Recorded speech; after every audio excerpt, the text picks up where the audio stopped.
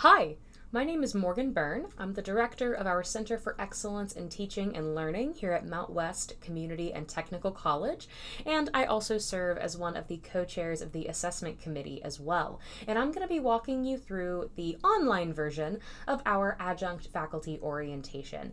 Now, there are going to be references to discussions that would have happened at the in-person version, or moments where you will have to have met with someone in person, namely your direct report.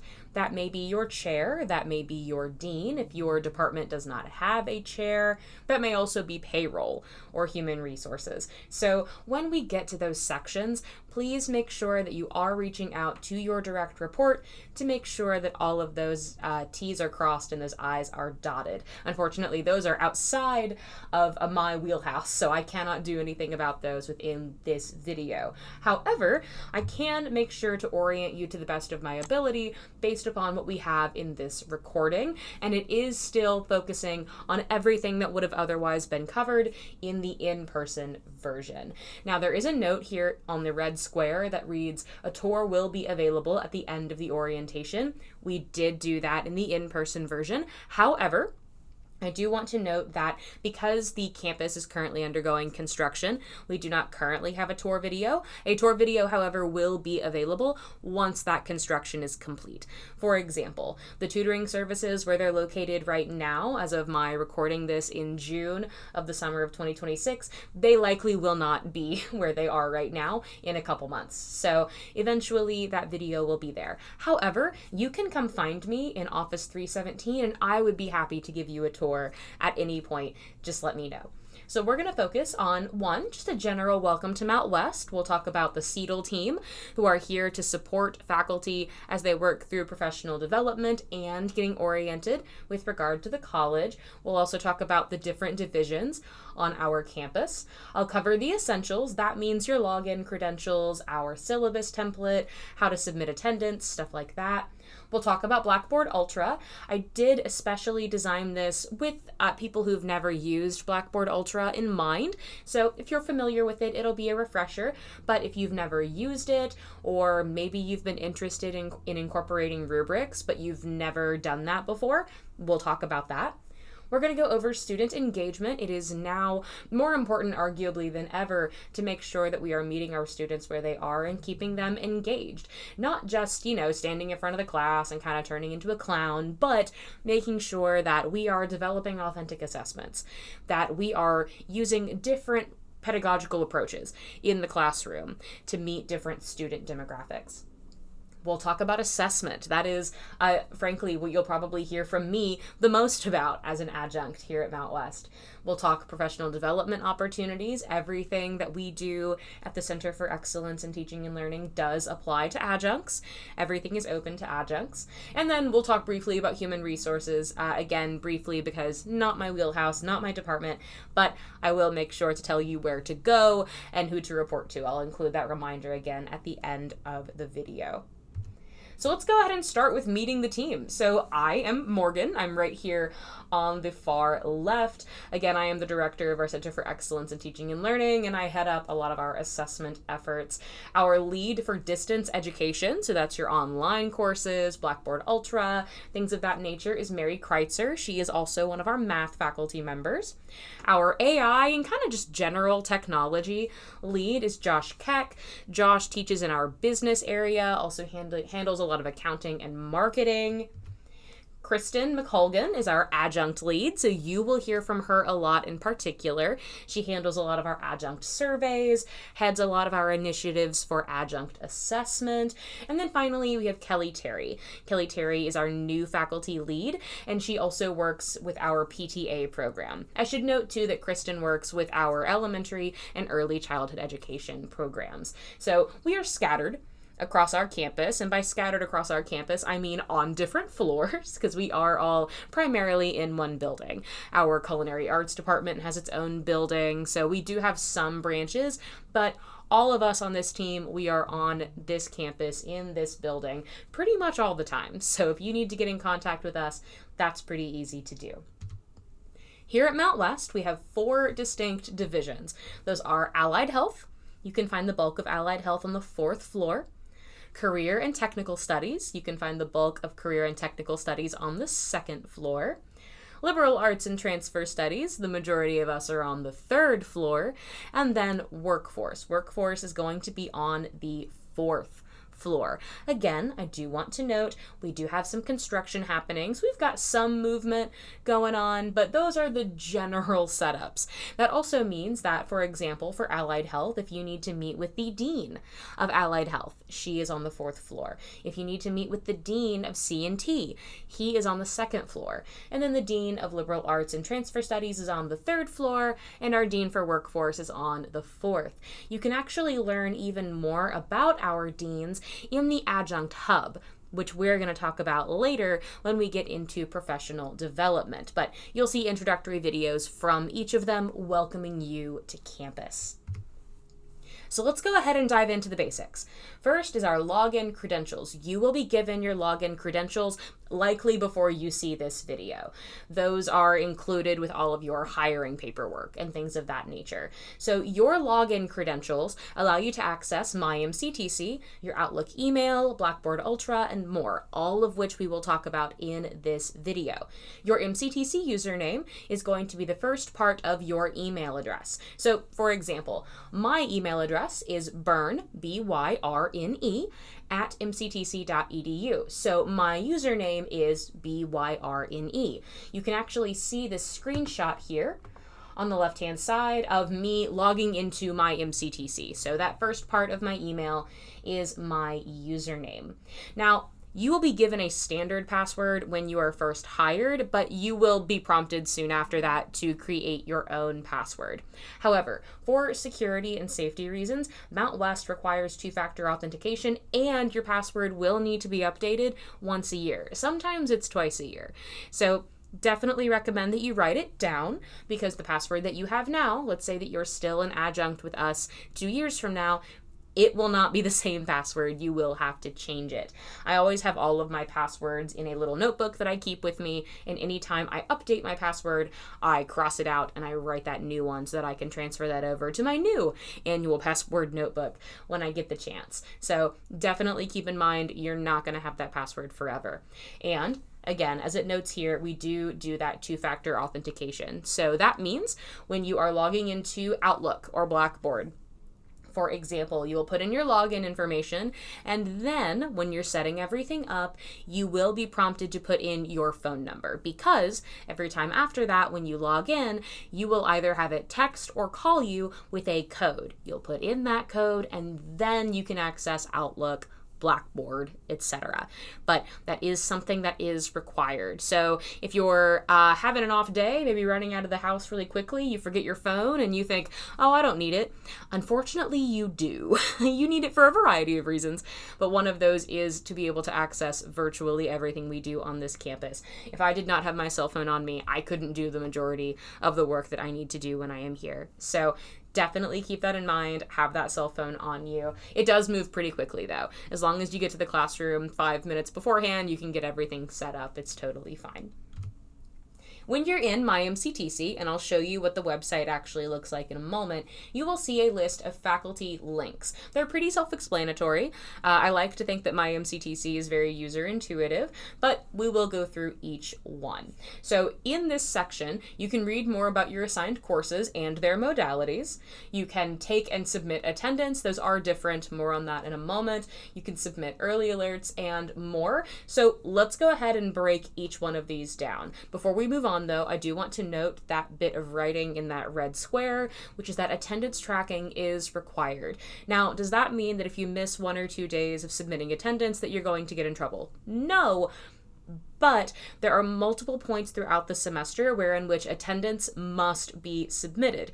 So, for example, we keep track of no-shows. Those are students that don't show up in that first week of class. Attendance helps financial aid, student services to track those no-shows.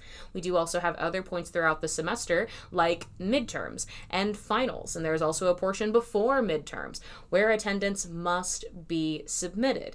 And if you don't end up submitting your attendance, you end up on a naughty list. It's no big deal. You just get an email from the administrative assistant of your department that says, hey, we don't have your attendance, you have to submit it. So it is required that you submit that attendance at multiple points throughout the semester, but it's a best practice to take attendance as often as you can. And when I'm teaching, I always submit attendance every day that I'm teaching. So it is definitely something that I recommend doing consistently.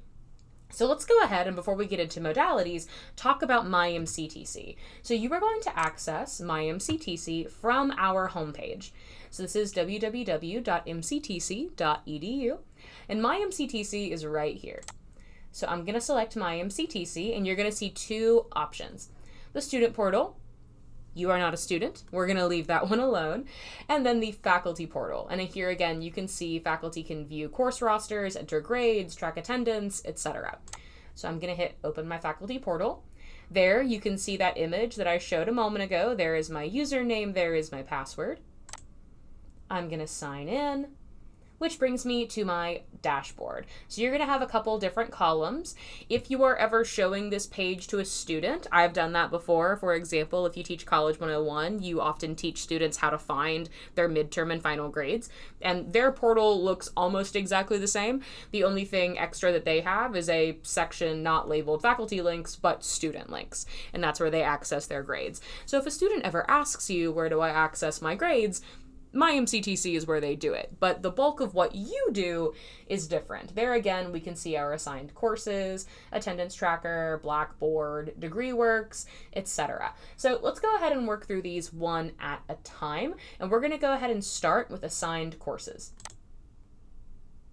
Now, this is right now, June 2026. I do not currently have anything in here since I do primarily focus on administrative work. This is my very first semester, or summer rather, where I haven't been teaching a course. When you open this page, however, in your active assignments, you will see the courses that are assigned to you. That will include modalities, it will include when they're happening and the room in which they are located.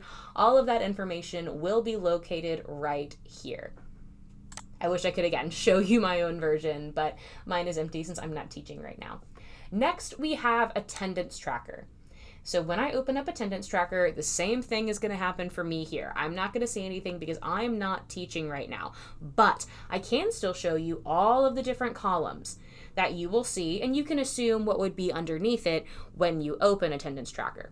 So when you click on it, you're going to see all of the courses and their sections. If there are multiple sections, let's say you're teaching English 101, but 3 sections of it, you would see 3 different bars here, one for each section of the course, and that would include the term. So let's say that you are teaching in fall 26, it'll say fall 26. It'll have the course CRN, subject, course, section, title, schedule, time, session, and then your meeting type. Your meeting type is just, is it an online course? Is it face-to-face? Is it hybrid? Etc. And you will have a button over here. It'll be blue, and it will prompt you to take attendance. When you select that button, it will take you to a list of all of the students, and you will see empty bubbles next to each person's name. And above that bubble, you will see the date. So let's say that, hypothetically, I'm taking attendance for today's class, and it is a Thursday. It is Thursday, June 4th, 2026. If I was looking at my bubbles for all of Thursday, June 4th, 2026, I would, if I wanted to select a student as present, I would select the bubble next to their name, and it will turn green, which means the student was present. But let's say that student was not present. I'm going to select that bubble again, and it's going to turn red. That's it. That means the student is absent. So in terms of the bubbles, that's all you have to do. There is some finer nuance there over here in this section on the right. When you open up a given course, you will have the option to check a button to say, yes, this is an excused absence. You can choose to use that function. I definitely recommend doing it, but it's not necessarily required. But again, best practices, I recommend doing it. But before you leave, once you've taken attendance, remember how I said taking attendance and submitting attendance are different. Before you can move on from this page, When you have selected a course, you will see a button. It's going to appear approximately right here. It's going to be blue. You will need to tap that button and then select CRN last date of attendance. Once you select that button, then all of your attendance records will be submitted. You cannot submit your attendance without hitting that button. Now, if you are thinking, Morgan, that's all well and good, you can't show me that because you're not teaching. You will be right. There are directions that you'll be given in a physical form during your, well, you missed orientation if you're watching this video, but you'll be given that by your direct report, and it's also in the Adjunct Hub, which I will show you later. All right, next we have Blackboard. I'm going to table that for right now, but we'll get there. After that, we have DegreeWorks. DegreeWorks is a function you've likely seen at other institutions if you've taught there. It's sometimes referred to as My Degree. It does the same thing.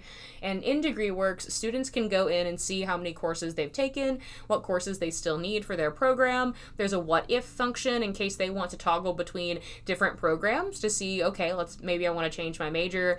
How many other courses would I have to take in order to graduate with that new major? As an adjunct, you're not going to be expected typically to do a whole lot of advising, but if a student ever asks what My Degree or DegreeWorks is, that's how it works.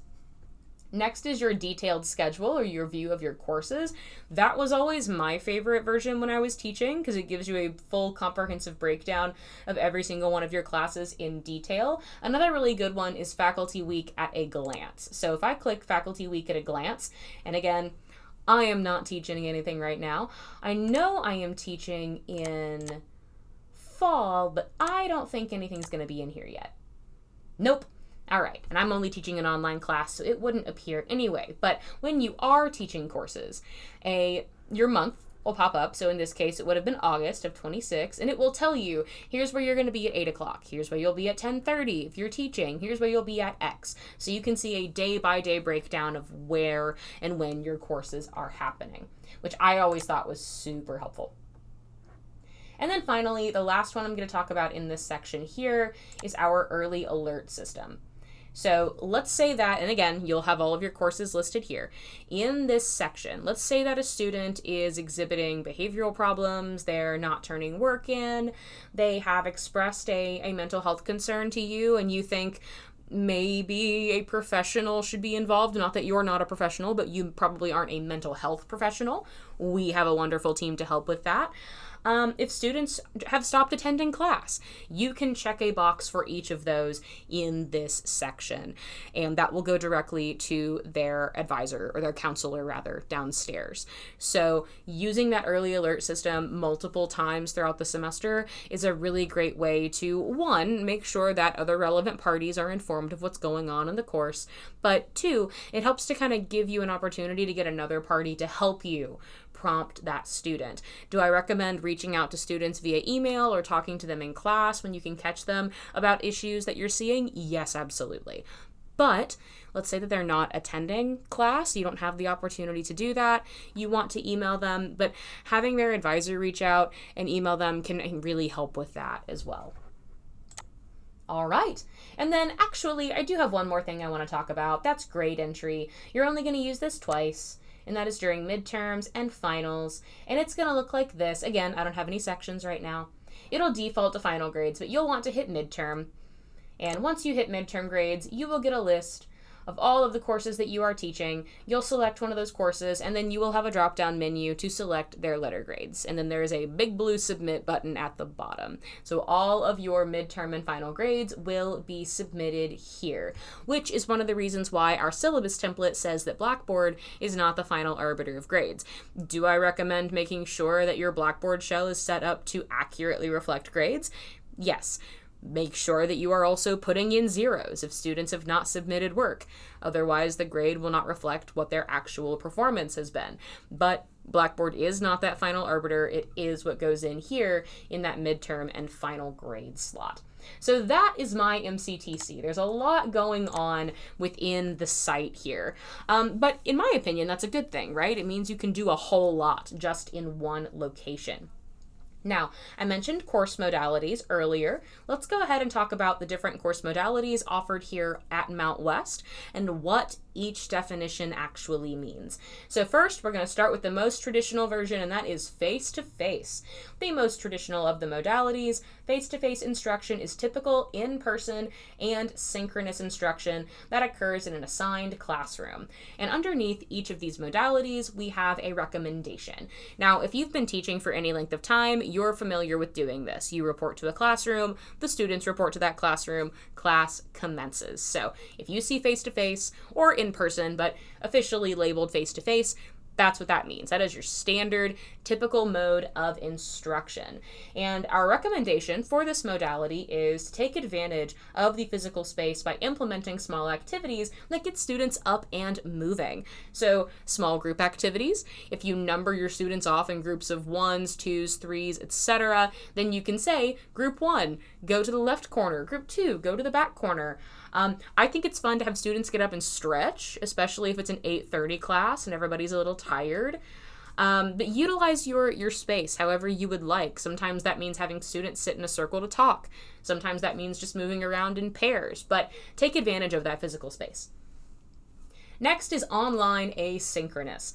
These courses are housed entirely in Blackboard Ultra. They do not meet in person or via Zoom, though they do still have bespoke deadlines, schedules, and more. So this is your typical online class. Everything is housed in our LMS, so again, in that case, it's Blackboard Ultra.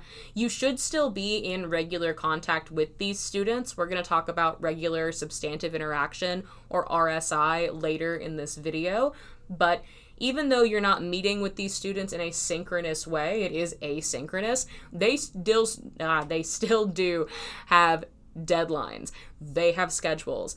One thing that we sometimes have to communicate to students is kind of against this idea that, oh, well, I'm doing an online class. That means it's entirely at my own pace and I can just complete everything at the very end of the course.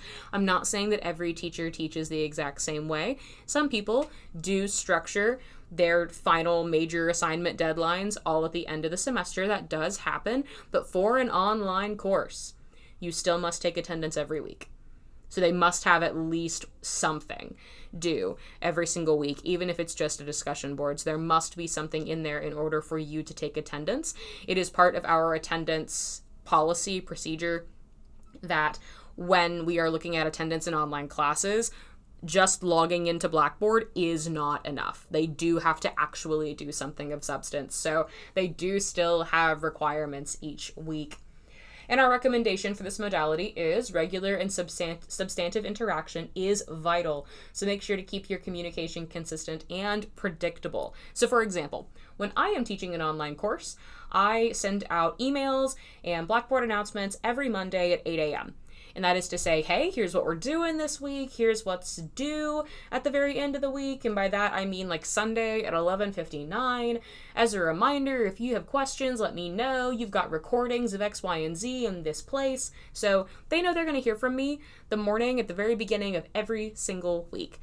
I also make sure to provide feedback on all assignments, etc. So my communication is consistent and predictable. Yours should be the same. Next, we have flex classes. Again, if you've taught before, you know that flex and high flex are very much on the rise right now, with good reason. They provide a lot of accessibility for our courses. So a flex course is synchronous and occurs within an assigned classroom. However, students may choose to attend in person or virtually via Zoom. So we use Zoom. Some other institutions use Teams or WebEx, but we are very much a Zoom school. And our recommendation here is very, very important, and that is to visit your classroom or classrooms if you're teaching Zoom or if you're teaching a flex class using Zoom in multiple classrooms before classes start to ensure that all the tech is working. And that also means logging into the computer in that classroom before the first day of class.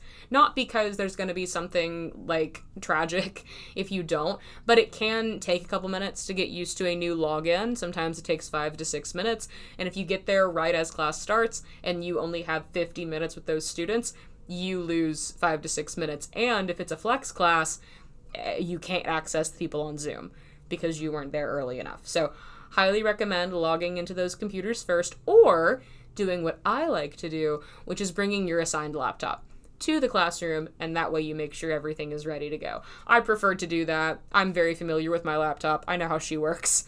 I like to make sure all of my tech is my own, but you need to make sure the tech is ready to go beforehand. So if you are teaching a flex course, expect people in person, expect people on Zoom. And as you get closer and closer to the end of the semester, expect there to be days where the majority of students are on Zoom. It can happen, and you must be prepared for that inevitability. Next, we have hybrid courses.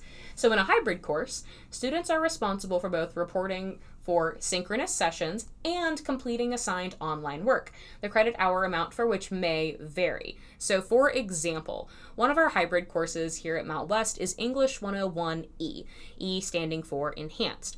The 101 course without the E is 3 credit hours. 101 Enhanced is 4 credit hours, and that other 4th credit hour is entirely online. That tends to focus on things like sentence structure, elements of language, things of that nature. So a lot of those, the minutia of putting together a sentence before we talk about using those sentences to craft these larger ideas to then support arguments, informative statements, research, etc.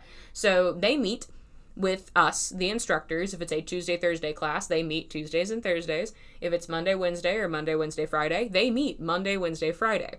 But they're also responsible for that hour of online work that is completed on their own. Opens at 8 a.m. on Monday, it's due 11:59 on Sunday, at least for my classes. Those deadlines might be a little different per instructor, but we all kind of tend to do the same thing. Not all hybrid courses are the same.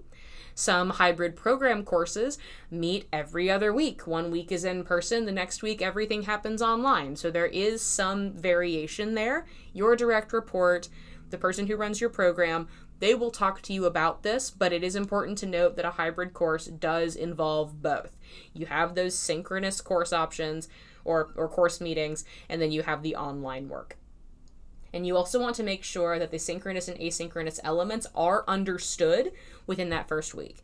If students are going to be required to do work online outside of class, as is the usual in a hybrid course, they must understand that when they sign up for it, when you get to that first class meeting. I always like to send my syllabus out like a day before courses start so that my students get a feel for how everything is going to work and that they have the syllabus in hand before the first day. But when you talk about that syllabus that very first day, you've got to let them know that this is the expectation. That way they're not surprised when it hits them later. And then finally, we have HighFlex. So HighFlex courses right now are kind of sort of technically on our books, but they're not exactly happening in the same way as the others, right? We only have a couple courses that are officially labeled HighFlex, but it is coming. It is something that we're going to be focusing on a lot, especially in the coming year. And a HighFlex course operates as both a flex course, so we have the synchronous, in-person, and virtual on Zoom options, and also an online asynchronous course. So taking everything we've talked about, sans hybrid, out of it and putting them together. So combining those modalities, and it allows for a variety of student needs to be met, which is great. It also means you need to be a master of teaching every single kind of modality in order to make that work, which is why it's not as common on campus right now as it probably will be in 3-4 years. So due to that modality variety, if you are teaching a HighFlex course, and as an adjunct, I'm going to assume you're probably not, but if you are, in the event that you are teaching a HighFlex course, due to the modality variety, you must make sure to be as communicative as possible.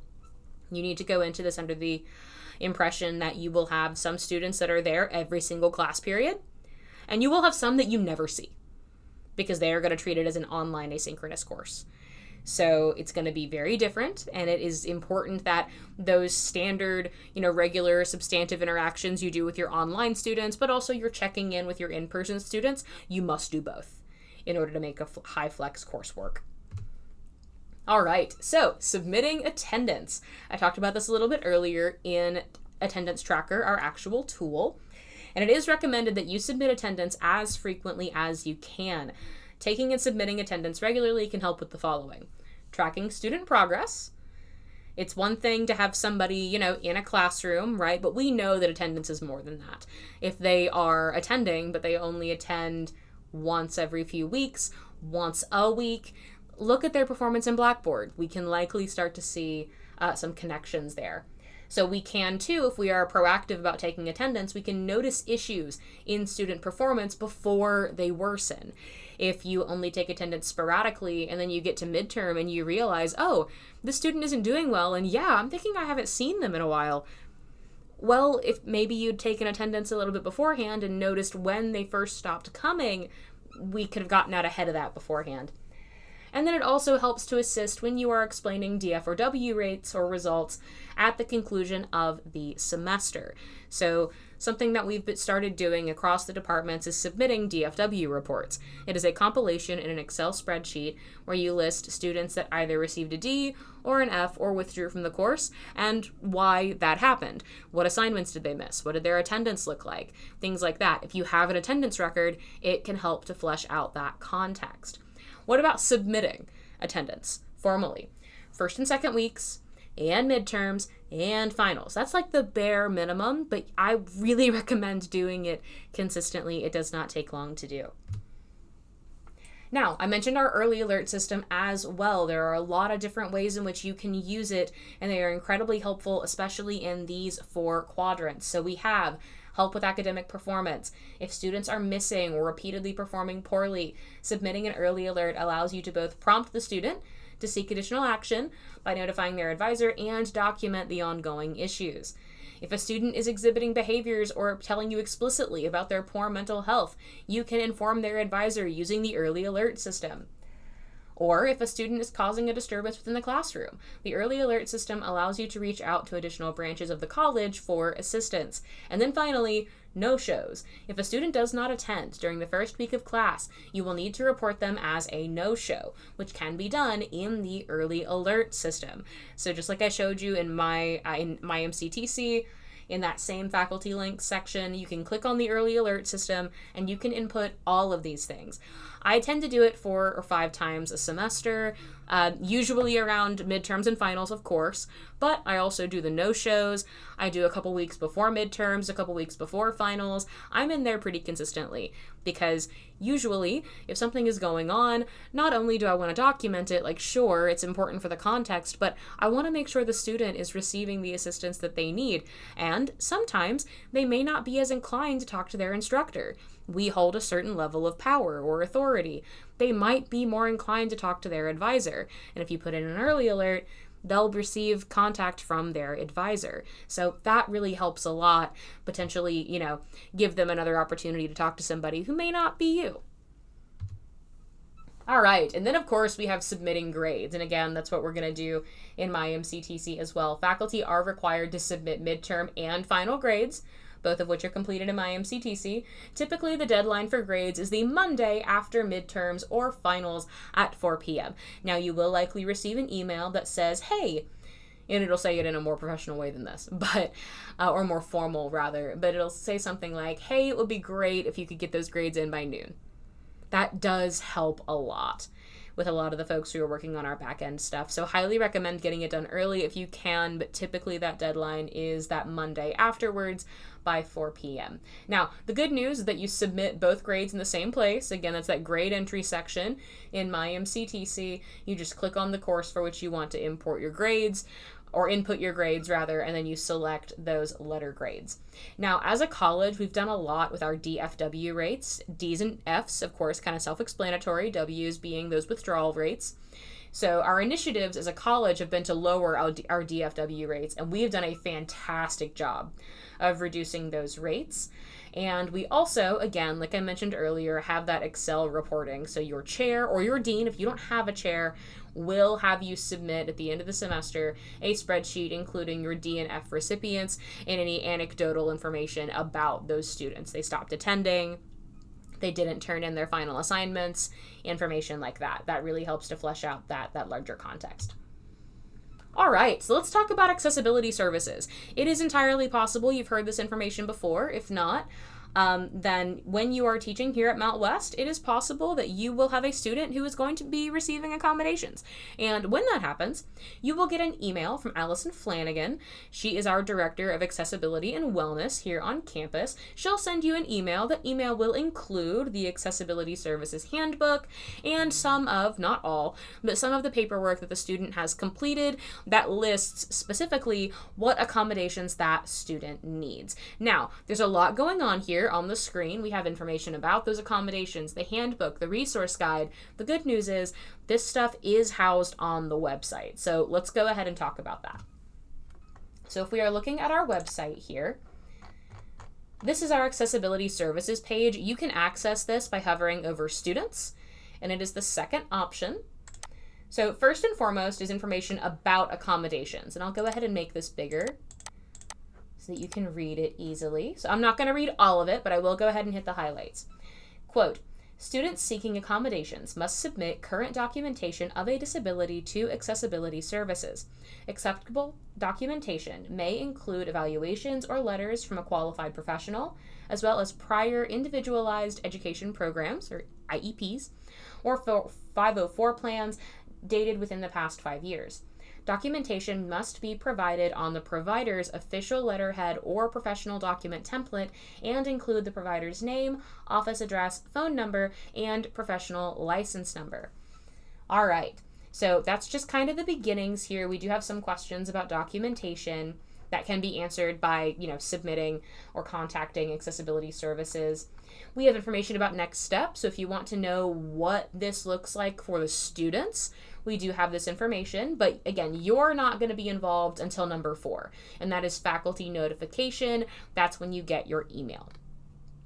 Underneath those questions, you will see a link to our community resource guide and the accessibility services handbook. Let's go ahead and check that one out first. So the accessibility services handbook provides great information about, one, ADA, right? Making sure that we are ADA compliant. These students deserve these accommodations. We want to make sure that we are approaching this from an equitable standpoint. But we also have information about confidentiality, accessible parking on campus, testing information. That's a really big one. If you notice that 1 or 2 students in your course have accommodations for needing an extra space to take tests that is totally quiet, we do have a space to do that. So if you are thinking, I'm in this classroom and it's really loud, there's construction happening, I don't know what to do, we have a space for it. This can give you additional information about it. So I highly recommend taking some time to peruse our accessibility services handbook. The other thing that I recommend checking out is our community resource guide. So this is a printed document version. I also have the Sway version, which is available in the Adjunct hub, which we'll talk about later. But this is a resource guide throughout the community. So like Cabell County, some parts of Wayne County, and this focuses on a lot of things. We obviously have emergency services, but let's say that you need help with addiction, substance use, and recovery services. Or maybe you are looking for dental care, or national resources, or local resources for behavior and mental health services.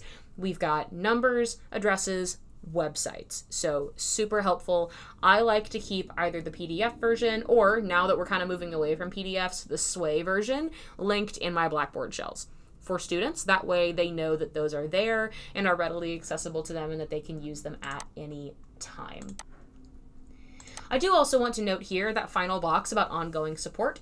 Students are encouraged to stay engaged in that accommodations process and to communicate with both the Accessibility Wellness Office and their instructors as accommodations are used. The student does have to communicate with you about these accommodations as well. So you're not going to be reading anybody's mind. You're not going to be left in the lurch here. There is communication that is going to be given to you as well. All right.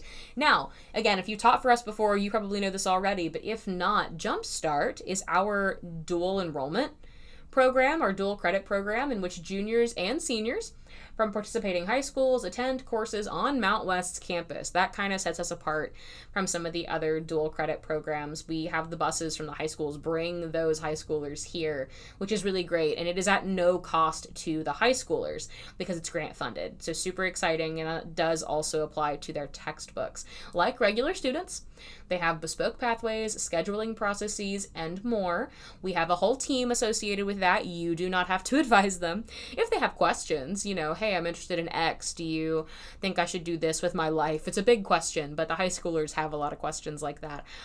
You can answer them, but you will not be required to sign them up for courses or anything. We have a team for that. The dual credit team strives to provide an authentic college experience, meaning Jumpstart students are often blended with regular students in their courses. However, minor caveat, there are a lot of them, and if they are from a high school that is farther away, for example, Tulsa High School, there's a long bus ride. The Tulsa students are very often grouped together because they're only here certain times of the day, and it's not infrequent that I teach an English class that is populated almost exclusively by high schoolers. But they're fine. They're lively, which I think can really help to kind of give a class a little bit more life. But attendance, grading, flags, etc., everything we've talked about so far, all of those apply to Jumpstart students. You will treat them the same way that you are treating all of our other regular students. Now, speaking of treating all of our students the same way, student records are strictly confidential. I know that you know this, but it is something that I want to note just in case. Faculty should not share student grades with colleagues or outside parties, talk about students' private information, gossip about students with colleagues or other students, post about students on social media, or otherwise share students' personal or academic information. You can learn even more about this at studentprivacy.ed.gov, which I do have linked here in these slides, but it's also available here as well. So if you want to read the ins and outs of the Family Educational Rights and Privacy Act, also known as FERPA, you can do so in this section. It is up to date as much as it possibly can be, right? These are always updated consistently. So I highly recommend perusing this information because, and you know this, you should not be gossiping about students anyway, but you should not be sharing student academic information, not online, not with colleagues. You should not be leaving your student records, let's say student grades. Maybe you are leaving the office and you are grading in Blackboard and you leave your office and your door is open. That can be a FERPA violation. So what I'm doing if I'm grading and I need to use the restroom or something, I lock my computer. And then I come back after the fact because only I know my password. So if somebody were to come into my office, and hopefully they don't, but if they did, they couldn't see anything on my screen would be black. If they tried to get in, they would not know how to because I am the only one that has the password. But that information should not be left on your phone, should not be left on your laptop up where anybody else can see it. I have a buddy who works in the medical field, and they're currently having a conversation about a front desk at a certain location because the monitors face the people that are in the lobby, and you can't do that. That's a HIPAA violation. Same thing applies here. Those student records are private. They must remain so. So please, please, please, please make sure that you are respecting those students' privacy. Okay, so we're going to move on to writing and submitting syllabi. Now, as an adjunct, there's going to be a little bit less that you are doing in terms of the writing side. So very likely you are being given a syllabus that already has some stuff in it. You're going to input your personal information, like your name, your email, things of that nature, but everything else has likely already been written for you. You might add a policy or two, but otherwise that's it, as opposed to new faculty who are building courses and things of that nature. But there are some things that I want you to keep in mind, and we are going to look at the syllabus template. So first, course info. The syllabus begins with basic course information. That is course name, number, CRN, section, etc. You will also have learning outcomes. Course and general education outcomes are both included. Please do not change them. The verbiage that is associated with those outcomes must go through curriculum in order to be changed. It is a multi-month, sometimes a year-long process. Please do not touch those learning outcomes. I especially mean this as someone on the assessment team. It is incredibly hard to look at assessments if the outcomes keep getting changed. And I don't mean they went through curriculum, I mean they don't match the other syllabi for the other instructors teaching that same course. So whatever the outcomes are that are given to you by your direct report, by the leader of that program, they must stay as they are. Please, please, please do not touch those. And then next, again, your policies. And for you, that would be things like your makeup work or late work policies. We have our syllabus template. MCTC provides a template, goodness, each semester. You're going to receive that via email. It is also in the Adjunct Hub as well. You will review it first. Always proofread your syllabus. When I was a student, that was the most frequent place where faculty would have grammatical errors or typos. So please make sure that you're proofreading your syllabi. And then consider whether your policies are flexible and inclusive, especially looking at that makeup work or late work policy. And then finally, the final destination. So you will need to post all of your syllabi in their respective Blackboard course shells and email them to your administrative assistant. So let's go ahead and talk about the syllabus template. What does this look like? All right. So here's an example of the syllabus template. Let me make it a little bigger. All right. So this is the version from fall 24. The general setup is the same. That is why I'm using this version. So you are going to have a note up here that says course syllabus. This part will be blank. So will this. So you'll just have, insert title here. This syllabus is not considered a legal document and is subject to change. Don't take that out. Leave that there. All right, you'll have your course information, semester and year, days and times, room, modality. So here we have in-person lecture style seminar, so face-to-face. You'll have your instructor information. Now I add this section here. So this includes when I am available to work with students for this specific semester. I also define what student hours are. We do not say office hours here, we say student hours. So student hours are times when I'm open and available to meet with students to answer questions, discuss course content, review drafts, etc. My office is on the 3rd floor, room 317. My door has vines on it. It's really hard to miss. And my student hours for that semester were 10 a.m. to 2 p.m. Tuesdays and Thursdays. I also include a section about my email hours. So I am available to students and faculty and staff from 8 a.m. to 5 p.m. Monday through Friday. I'm going to hazard a guess that you also are not checking your work email Saturday or Sunday. That's fine. Students must know that up front. So definitely make sure to include that just in case. I do also include a note here that reads, in the event that an emergency happens and you need to request an extension via email over the weekend, the extension will be granted. I just won't see it until Monday morning, so don't worry if you don't receive an immediate response. I find that adding that note in there kind of helps to alleviate a lot of that anxiety if a student is asking for an extension, because I'm happy to grant it. I don't have a cap on the extensions that I provide, but if it's a Saturday night, I'm asleep. So I do always provide that additional context. And then as an English professor, I work in the writing center, so I let them know when I'm in the writing center as well.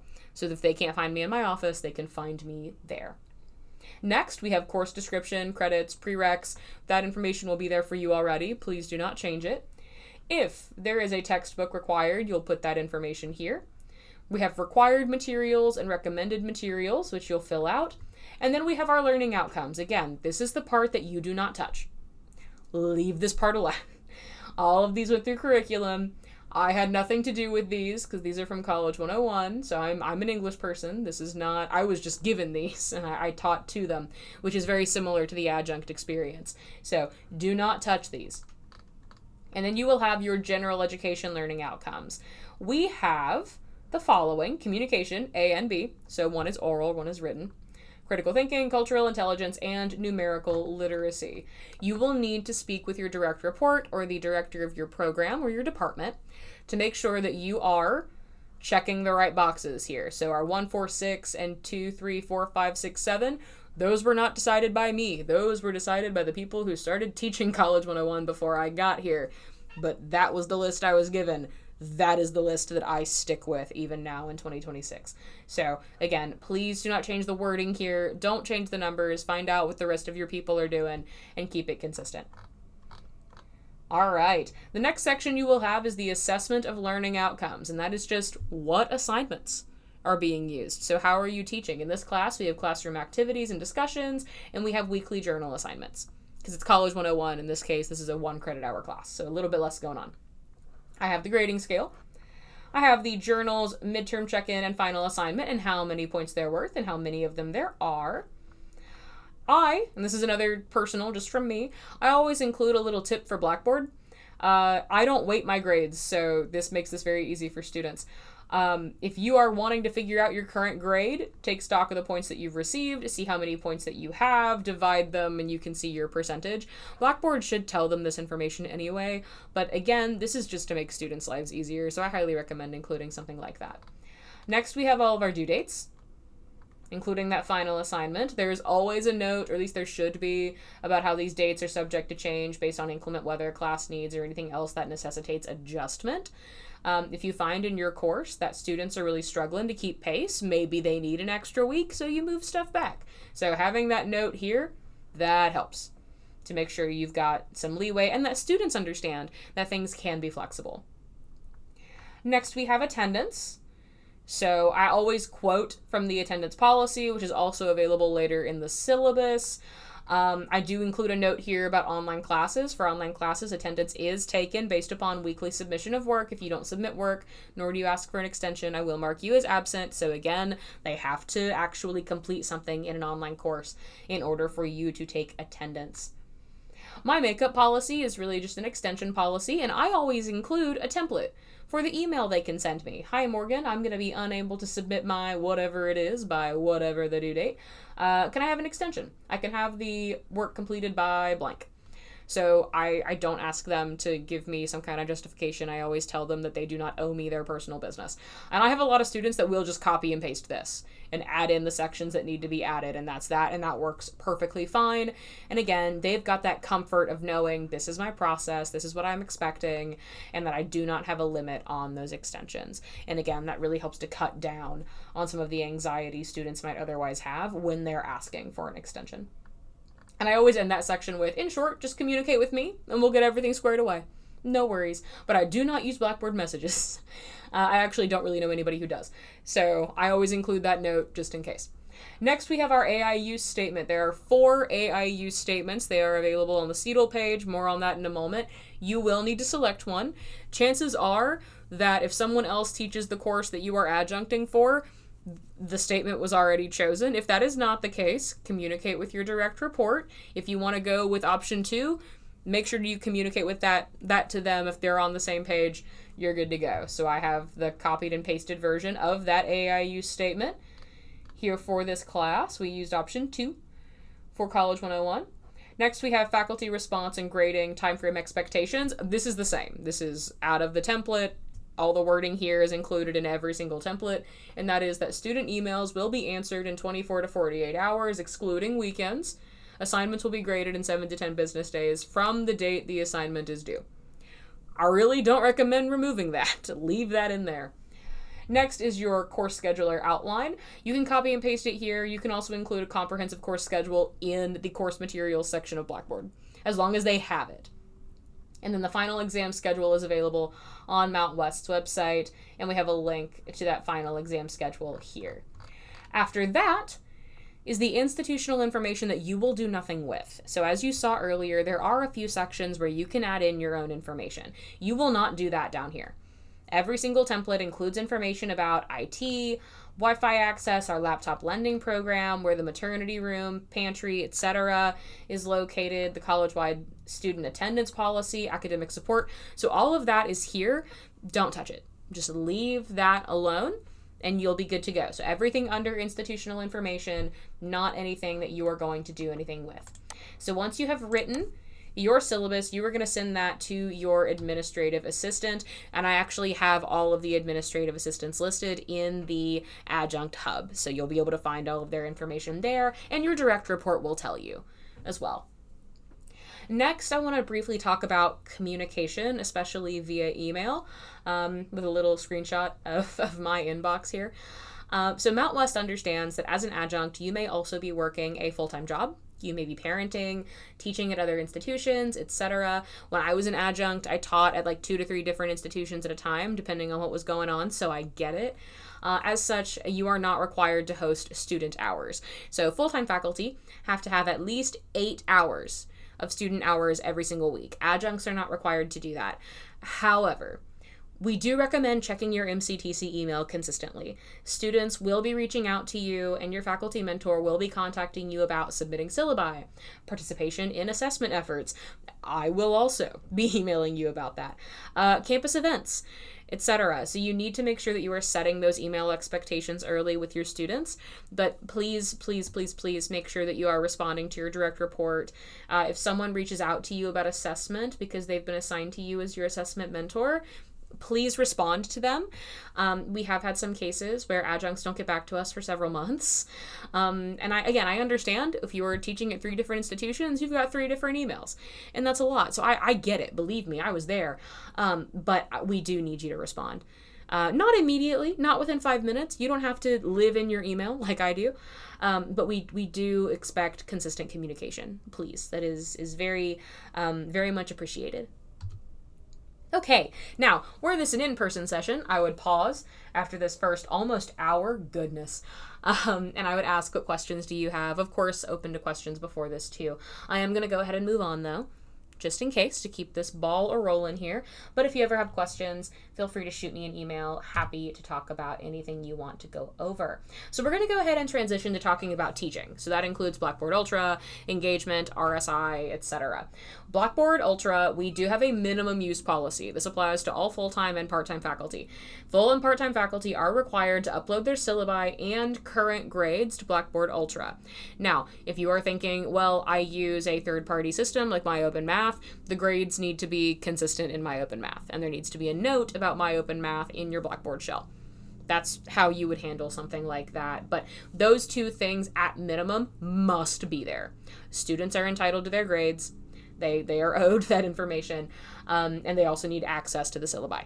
So make sure that those are in there. In Ultra, especially if you're familiar with Blackboard Learn, we used Learn until about 2 years ago.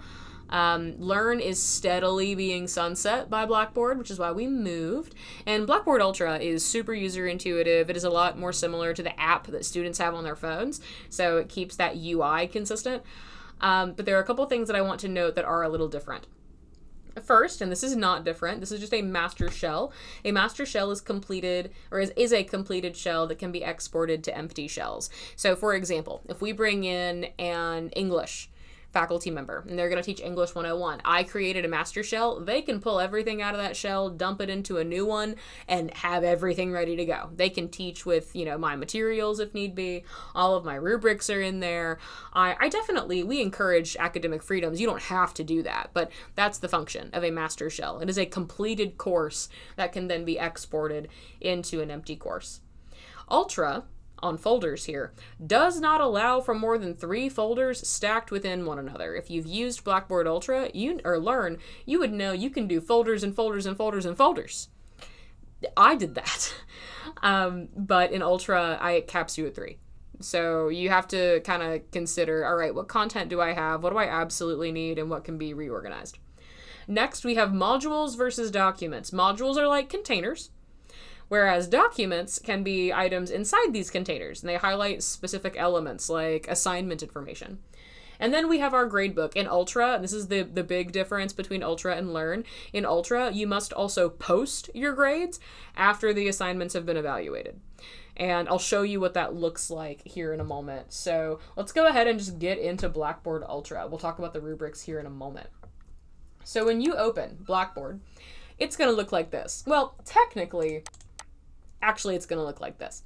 So you're going to have a list of all of the courses that are assigned to you at any given time, right? So you can see the last time I taught a course was fall 25, which is crazy for me to think about.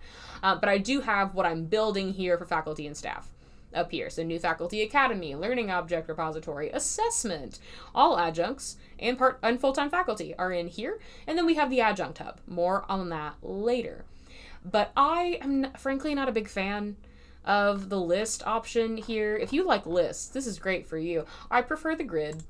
The grid looks like this. You can also see the little banners that we have for each of the courses. This is a default banner. I haven't touched it yet, but we do have a bespoke banner for New Faculty Academy, for assessment, and for our Adjunct Hub. And you can see that I use banners for my courses as well, because I just think they look nice. I think they look very welcoming. Another thing I want to note before we get into a course itself is this little purple star. If you're like me, let's say you've been adjuncting for a while, you've got a lot of courses, and you were like, oh gosh, this is a lot to get through. By hitting this purple star, it goes straight to the top in your favorites category. So even though I built this assessment course shell last summer, so it should be under summer of 25, it's actually up here because it's still in my favorites list. So highly recommend putting everything you're currently working with in your favorites section. So briefly, I'm going to go ahead and give you a tour of what one of my courses looks like so you can get an idea as to how these are set up. The first being a Start Here section. Again, if you taught with us when we used Learn, we had a Start Here section that walked students through a lot of the basics, including syllabi, things of that nature. We don't have that now. We're currently working on a version. The Online Oversight Committee is putting something together. So what I did before we had it was I just put it in its own module. So we have Let's Begin, how to navigate the course shell, instructor info, etc.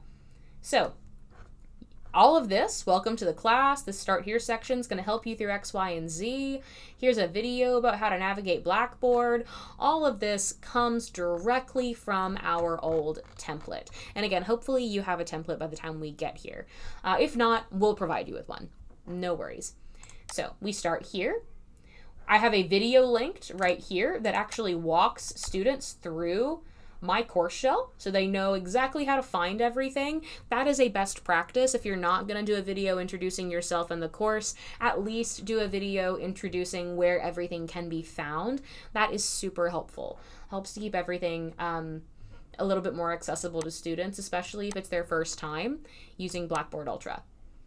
I include information about me, including a picture of me in cosplay, because I don't want them to see me as a person they cannot approach.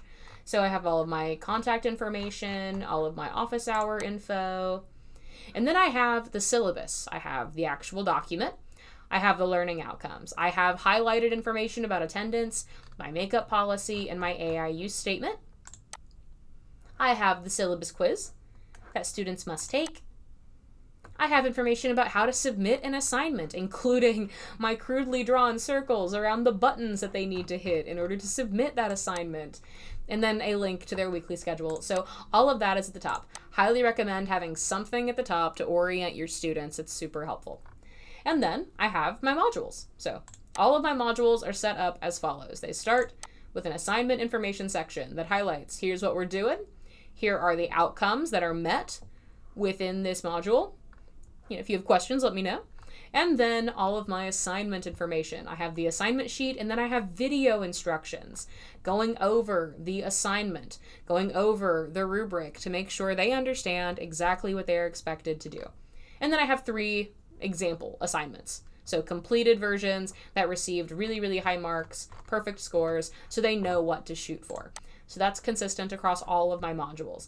I have my lesson materials, which are presented as such. So any student in an online class, face-to-face, hybrid, etc., gets access to whatever they're supposed to read for that week, the link to all the slides that I use, and then also a video recording of those slides, of me doing exactly what I'm doing with you right now.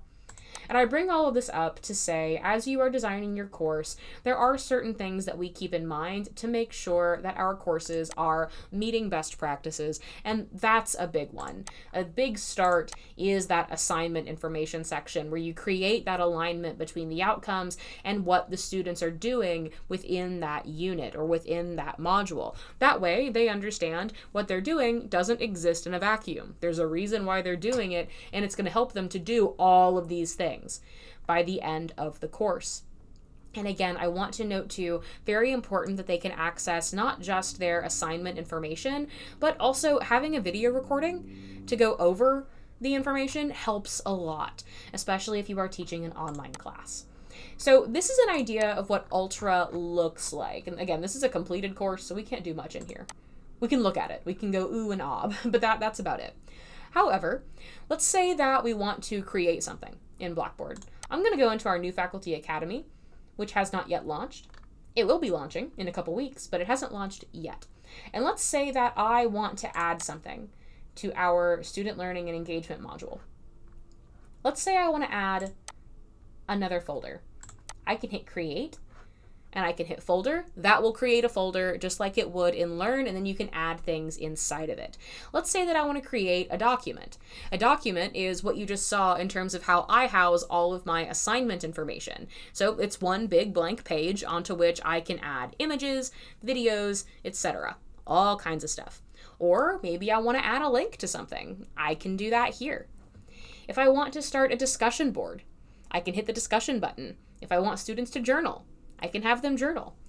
If I want to create a test, I can create a test. If I want to start an exercise, I can create an exercise. An exercise is going to give you your standard submission portal. So if you are having students turn in an outline, an essay, etc., you're going to use exercise. So we can do all of these options with that create button. And again, your create button is just hovering over this purple guy. If I hover over this one, this shorter one, that means it's going to be within this module. But if I hover over the bigger one, that means I can create something outside of those modules. And maybe that's a new learning module. If I want to create a new learning module, I'm going to give it a name. I'm going to make sure that it is visible to my learners. And I'm going to add a description. What's in here? What does this pertain to? What outcomes are being met within this module? I can force a sequence if I want to. What that means is students must look at everything else before they get to this, otherwise it will not open. And then I can add an image if I want to do so. So all of it's super simple. And once I create that module, well, let me go ahead and give her a name here. Well, she can have that name. That's okay. Bloop, bloop, bloop. Save. All right. Once I have it, I can then open it, and then I can add other stuff inside of it. So Blackboard Ultra in that way is super user intuitive. Now, let's say that I'm looking at a totally empty course shell. And in fact, I have one just hanging out. Not just hanging out. I'm going to actually be using it in a training next week. But here is a completely empty course shell. This is what this will look like when you get one. Let's say that you have been given the file for an exported course from a master shell. To import all of that information, you're going to hit these buttons up here. And you are going to hit import content. You're going to go to import course content, and that's going to bring you to your dialog box right here in your file explorer. And all you have to do is go to your downloads, select the file you were given, and let her work. That is it. So very, very easy to use. But I do recommend, just kind of getting used to it, hitting add content and playing around until you get comfortable with that course shell. Now, if you are teaching in a couple days and you don't have that kind of time, use a master shell. But as you get more comfortable, maybe you're going to be teaching next semester, reach out to me or Mary Kreitzer. We'll get you a sandbox that you can play around in. It's super easy to create one. Okay. Now, the next thing with regard to Blackboard Ultra is creating a rubric in Blackboard Ultra. As an assessment leader, I am all about rubrics all the time. They are one of the best ways to assess student learning, to make sure that you are, one, keeping all of your feedback objective and streamlined, but also it makes sure that students are getting consistent feedback. And it kind of helps you to not create feedback that is like scattershot and instead is, one, very focused, but also much quicker to get through. So highly, highly recommend rubrics. Love those to pieces. So let's go ahead and talk briefly about what this looks like in Ultra.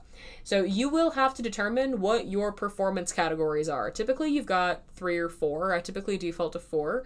And those are usually things like poor, emerging, adequate, and exemplary, right? So the different levels of performance, but you will need those performance categories. And then you will need to quantify those categories. So what does exemplary look like? What does poor look like in the context of this assignment? You will also need to decide how your rubric is going to be organized. Are you doing points, which is what I do? Are you working with percentages? Either option is fine. I'll show you in Blackboard Ultra. It's super easy to move between the two, but you will need to know what you want to do. Then you will have to create an assignment. So we need an assignment entry or an exercise entry in Ultra in order to attach a rubric. Then you will use the Use Evaluation Rubric button to create that rubric. And then finally, you will attach it, and you're going to use the Add function to do so. So let's talk about what that looks like. So we're going to go back into Blackboard Ultra, and we're going to hit Assessment, Forms and Resources. Now you have access to this course shell as an adjunct. So you've got information about assessment basics, course assessment, program assessment, etc. And part of our course assessment and program assessment is the incorporation of a rubric. The assessment committee does evaluate every single assessment report that we receive. And I've got that linked right here in Blackboard. And I'm in here as an instructor because I'm on the evaluation end. So when you're building your exercise in Blackboard, I highly recommend moving your instructions here to this section too. Even if you have an assignment sheet elsewhere, make sure they're also here. I include the template for anybody submitting a report as well. And then we have over here in the exercise settings, the course assessment rubric or report rubric. I can click on it and it will show me the full rubric. So I've got my categories of performance here, and then I have a brief description under each one quantifying what that means. Whenever someone submits a report and I go to evaluate it, if I check box 3, they will see this wording when they go to look at their grade in Blackboard. And I say grade very loosely. We're not grading faculty part or full-time. Everybody gets a 0 out of 0, but we do want to make sure people get feedback if they're talking about student performance. So this is the rubric and what it looks like when students access it. Now, let's say that I want to create a new rubric. So I am in my exercise settings. I can also get that by hitting this gear. And let's say that I, hypothetically, want to go ahead and create another rubric. I'm going to hit Course Assessment Rubric. Oh, just kidding. And you know what? This is live. I'm going to not do this. We're going to go back to the New Faculty Academy just to make sure we're not finagling with anything that already exists. I am going to create an exercise. There we go. We're going to go to our gear page. And you are going to see Use Evaluation Rubric. So this is a lot more germane to what you'll see because you won't have one in here yet. We're going to hit Add Evaluation Rubric. And you can generate one with AI if you are so moved. I am not. So I'm not going to do that, but you can. It's definitely an option. If you already have a rubric within the course, in this case we do, we have that Course Assessment Report rubric and then also a rubric for the Statement of Teaching Philosophy. You can just hit Add if it's already there.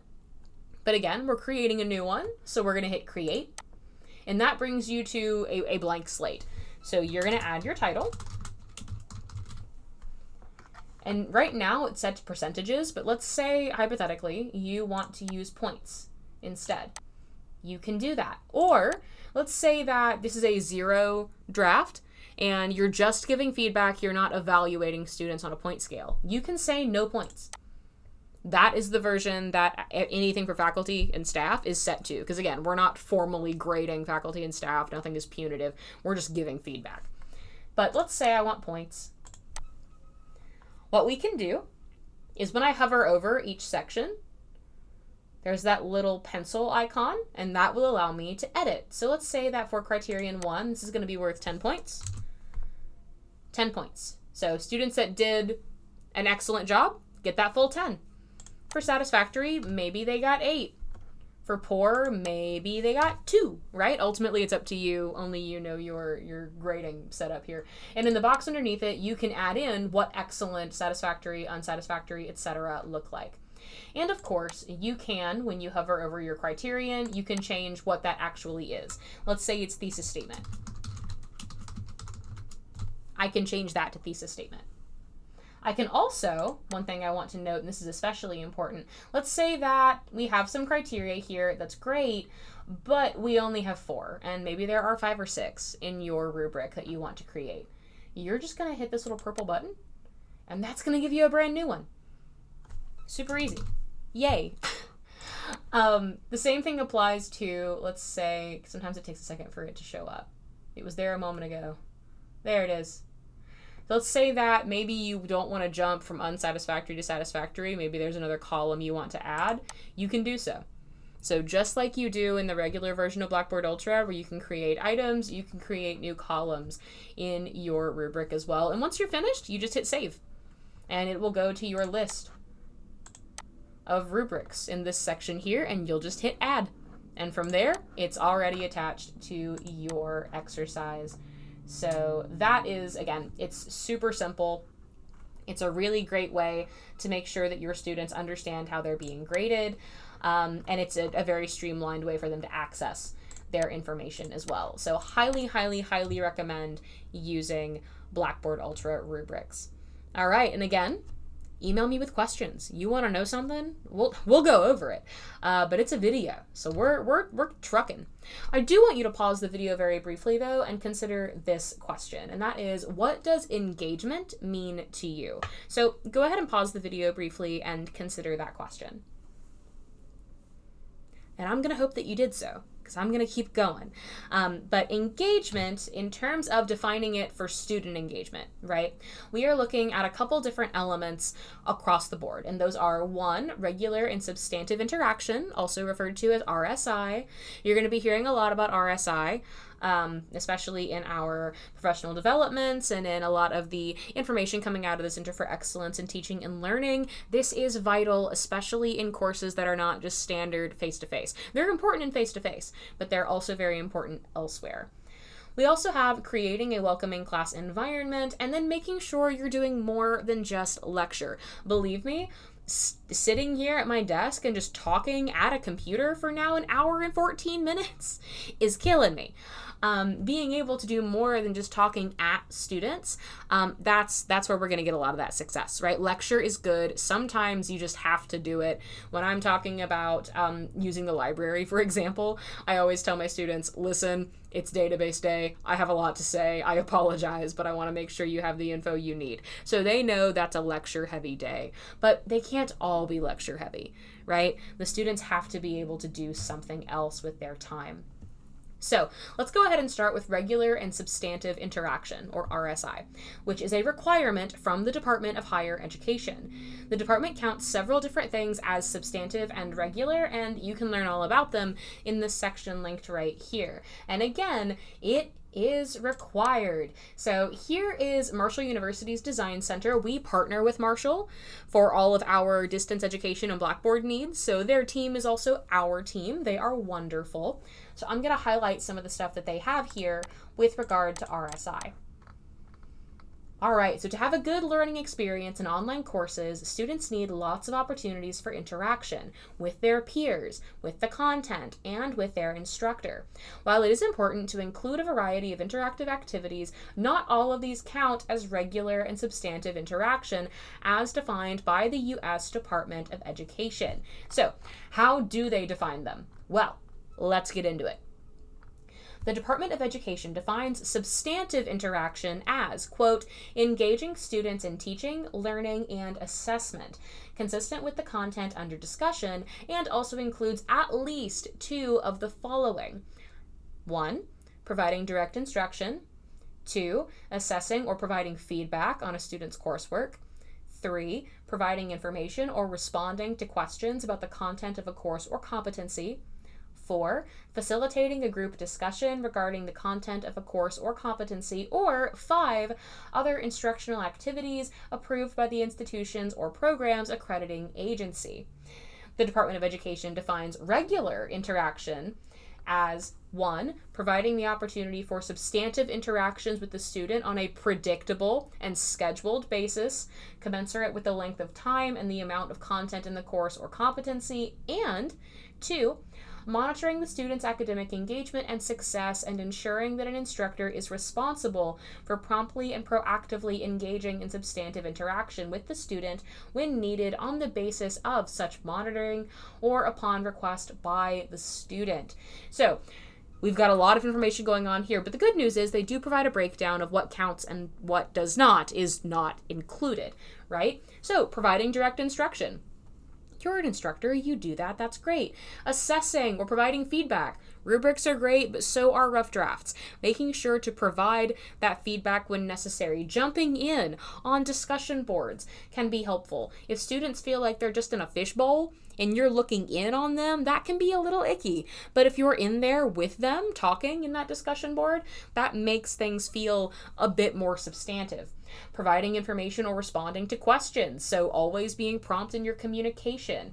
Again, too, I want to note as well, if we're talking about that regular interaction, communication and interactions need to be predictable and on a scheduled basis commensurate with the length of time and the amount of content in that course. So like I mentioned with my online classes, they hear from me at least once a week, if not more. So being consistent. If you do teach an online class every Monday morning, right? Hey gang, here's what's going on. Here's your due date. If you have questions, let me know. And then also throughout the week, providing feedback, engaging in those discussion boards, making sure they know that you are there, answering questions, giving feedback, and providing that instruction. So having that level of regular and substantive interaction is required. It is absolutely vital to the student's success. And also, too, we don't teach correspondence courses here, which is what that would be otherwise. So we want to make sure that we are really focusing on our regular and substantive interactions.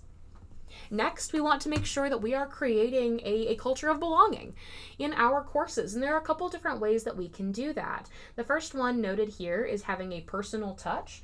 So in your Start Here module, where you kind of orient the students to the course, include information about your contact information, work contact information, not personal contact information, as well as a photo and maybe some fun facts about yourself. This is especially important in online courses.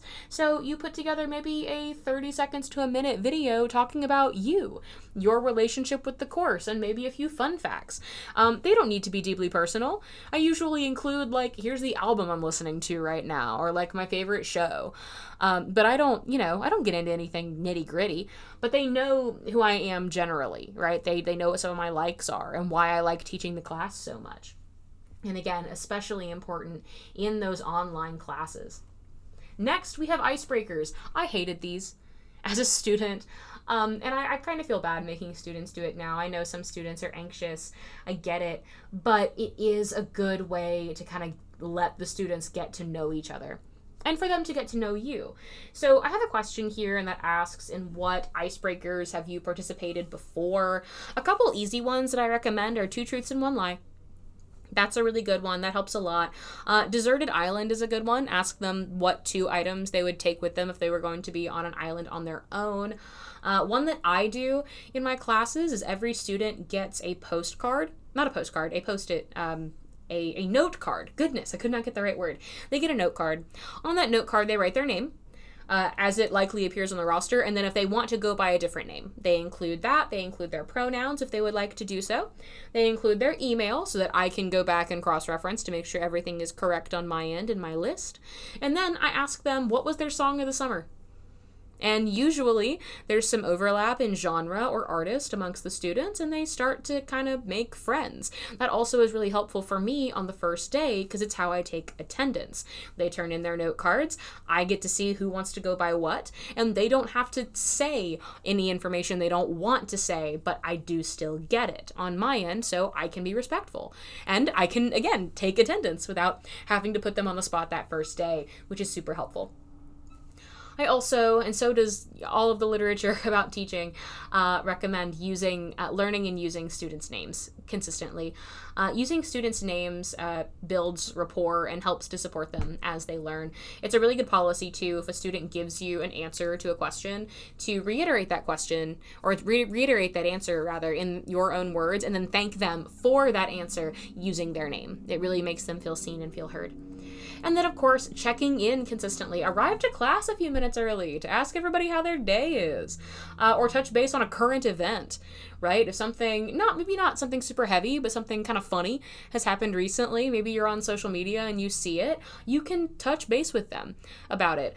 Years ago, back in like 2021, I think, that was when a dog owner on TikTok had this pug, and the pug would like periodically just like slouch in its bed, or it would stay up on its legs, and that would be a bones or no bones day. I would always go into my class and I would avoid looking at those videos each day and be like, is it a bones or no bones day? And sometimes my students will refer to the dog, but then other times they'll be like, it's a no bones day, I'm exhausted, this is about me. And that helped a lot. We had a lot of really great convo back and forth about that, and it was very no stakes, but I was able to check in with them, and that helped a lot. Or stay behind a few minutes to answer questions or do check-ins. If a student has been sleeping the entire class period, check in with them. I had a week where a student who was doing really well on paper was sleeping in class, and her friends were trying to wake her up. She wasn't waking up. And I had her friends leave the room, and I touched base with her, and I kind of stood in front of the table and was like, hey, are you okay? Are you good? I'm not mad at you for sleeping, but are you okay? And she was like, oh yeah, it's band season, and we're out really late, and I'm exhausted. I'm so sorry. And I was like, it's okay. No worries. If you need to go take a break, take a break. But like, doing those check-ins really helps. It helps the students know that you care about them and their progress. And belonging in course design looks a couple different ways as well. Adding alternative text when you're putting in a photo in Blackboard Ultra, you'll be prompted to do so. So including that really, really helps, especially if someone is using an assisted screen reader. Including captions for your videos. The videos must have captions if you are adding videos to Blackboard Ultra. YouTube is great for this. If you upload your videos unlisted, they need to be open to the public if they're going to go in Blackboard, if you're going to embed them. But YouTube can generate captions for you. You need to go in and make sure there are no typos. So a little bit of extra going on, but that's, kind of the bare minimum for our students. And then consider your course and class policies. Do you have any guidelines in place for requesting extensions, accepting late work, missing class, etc.? It is good to consider, of course there should be guardrails, of course there should be consequences, but, how are you approaching these students? What additional tools are you giving them to succeed in your class? And you also want to consider, too, what most helped you as a student, and how do you intend to implement that for your own students? That's a really big part of this conversation for sure. Okay, now we're going to dive a little bit deeper into talking about teaching styles here in a moment, but I do, kind of like we did before, want you to pause the video, and I want you to consider what your own teaching style is and how you would describe it. And I'm going to assume that you paused it to consider, because I'm going to move forward, since it's just me alone in my office. So let's talk about different kinds of teaching styles, and we're going to start with behaviorism. Quote, learning is dependent on a person's interactions with their external environment. So famous examples of behaviorist experiments include conditioning, a la Pavlov's dog.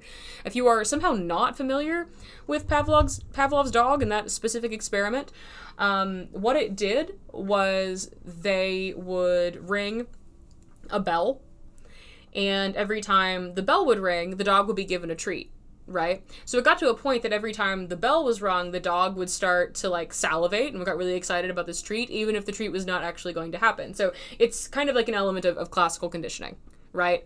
So you are responding to that external stimuli. John B. Watson's rat experiment is a really good example of this as well. Now, if you've been teaching for a while, it doesn't all work like that, right?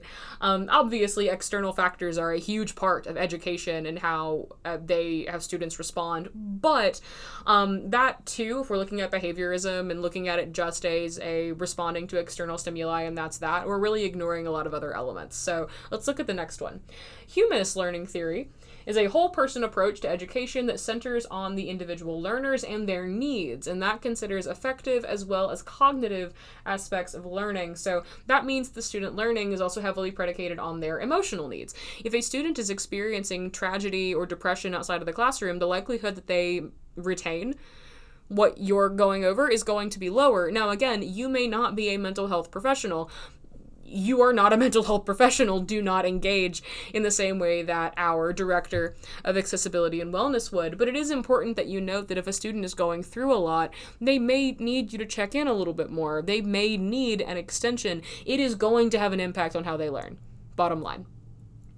And next we have cognitivism, which asserts that, quote, behavior and learning entail more than just response to environmental stimuli and require rational thought and active participation in the learning process. So cognitivists consider the brain to function on a kind of algorithm, which develops to process information and make decisions, which you probably assume is at least a little bit true, right? There's some truth in all of this.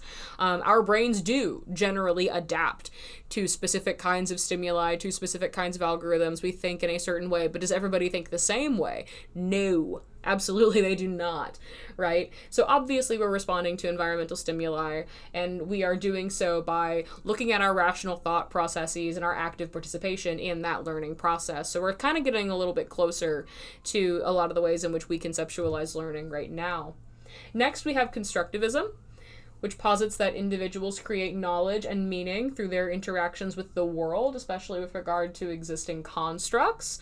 So if we're thinking about existing constructs, right, those are the tenets of our society that just kind of exist around us, right? And even though I love theory, I've got a lot of theory books to my left here, I'm not going to get in to the different kinds of constructs and how they can be deconstructed. We're not going to get all Derrida up in here. But I think we all understand what that generally means, right? There are accepted standards, there are accepted dichotomies, there are accepted constructs that exist around us. So a lot of the ways in which individuals create knowledge and meaning comes from their understanding of those constructs. That is especially important too if we think about the context of this college existing in a rural area. There are constructs around rural areas, ways in which people think and function and behave, and students will bring a lot of that to the classroom. And we shouldn't be telling them, no, you're stupid, actually, and that's not how you do things. That's not our goal as educators at all. But it is important to note that there are certain constructs they bring with them into the classroom. So there are elements of that for sure. And then we have social constructivism, which is, quote, the belief that the meanings attached to experience are socially assembled, depending on the culture in which this child is reared and on the child's caretakers. So for social constructivists, it's all about community. And to a degree, we are part of that community. I do want to note, though, that the 5 different elements of learning theory that we've discussed thus far primarily focus on child development. And if you're teaching at a college, you're really not getting children. Even if you're teaching a dual enrollment course, they're 16, 17, 18, and a lot of these theories really focus on very, very young children, like toddlers-ish. Which means we are doing what's referred to as andragogy, which is coined by Malcolm Knowles and is, quote, based on a set of assumptions about the ways in which adult learners' experience, motivations, and needs differ from younger students. And at the core of this theory is the understanding that adult learners, 18 and up, are different from child learners. So you are going to have people who might be older than you as your students. Apologies if you can hear the alarms going off, not in the building, but emergency vehicles. So sorry. I hope whoever's involved is okay. But they're going to be bringing their job experience, their experience as parents into the classroom. And you will also have students coming out of high schools who may also have some work experience at an entry level and different lived experiences too. So they bring all of that to the classroom that a 5 or 6-year-old is just not going to bring in that same way. Now, when it comes to pedagogy, I'm sure you've all heard this word before. If not, that is okay. Pedagogy is essentially a fancy term for how you teach. And which approach fits best is, there's frequent overlap. So the idea of there being a best practice for every single person in terms of teaching really is just not functionally possible. There are certainly good recommendations, things that we can say, hey, this works really well, or in my discipline, we do blank, and it is great. But what works really well in accounting or marketing or vet tech might not work as well in English or history. So the idea that there's one concrete way to do this is just false.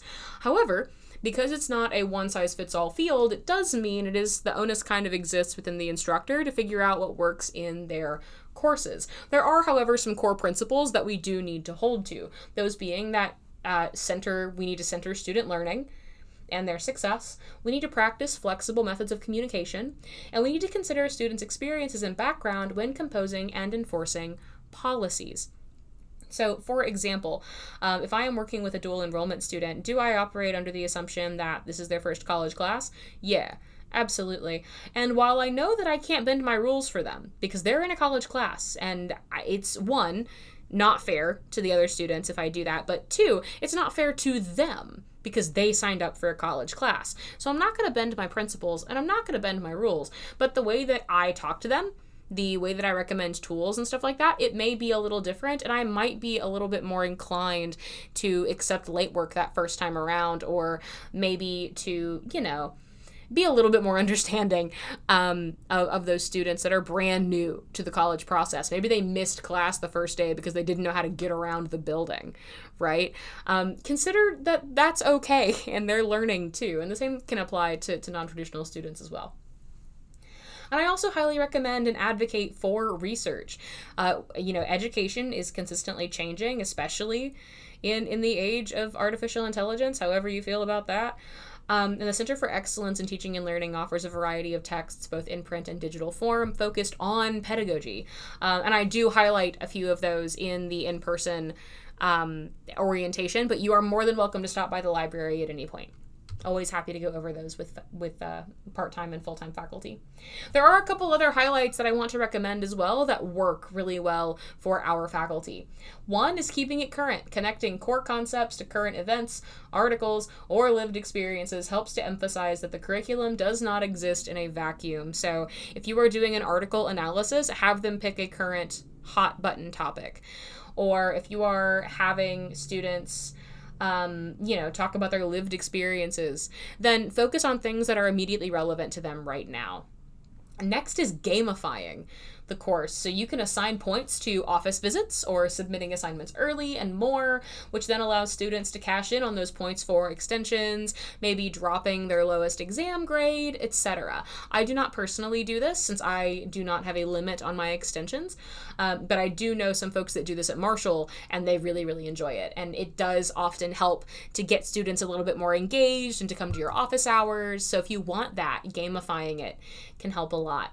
Assessing early and often. You will hear this a lot from me in particular, but you can better track students' process and progress if you are assessing early and often. So using a combination of both high and low stakes assignments. If you are only giving an assignment every 4 weeks, you could be losing a student at the end of week 2 and not know until half a month later. So assessing early and often is absolutely the way to go. Now, the nature of those assignments, again, I do advocate for some high stakes, some low stakes assignments, but the creation of authentic assessments is a great way to make sure that students are prepared for real world tasks in those potential career fields. And we see a lot of these really great authentic assessments in program courses. So, for example, in a marketing course, they might put together a full-scale marketing plan. In a course all about podcasting, they would have to create a podcast complete with a thumbnail and marketing information and images and things of that nature. So being able to create authentic assessments that match with what those students are actually going to do out in the workforce is absolutely the way to go when you can. Sometimes you need to assign an exam, and that's okay. I'm a general education faculty member. I love an essay. Right? I teach English. It's important that the students are writing. But it is also important to consider some leeway there. When we talk about rhetorical analysis in my classes, there's more than just writing going on because they are going to be engaging with rhetorical appeals for the rest of their lives. So it's important that they not only know how to identify them, but they know how to use them. Okay, so we're going to switch gears. We're talking about assessment as a noun in those cases, looking at the assignments essentially.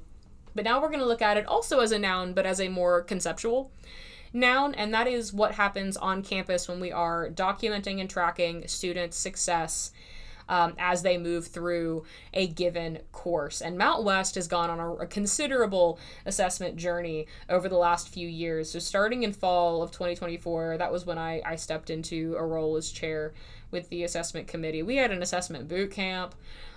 We overhauled a lot of our processes, and they're working a lot better now. But all collegiate institutions speak to struggles with assessment.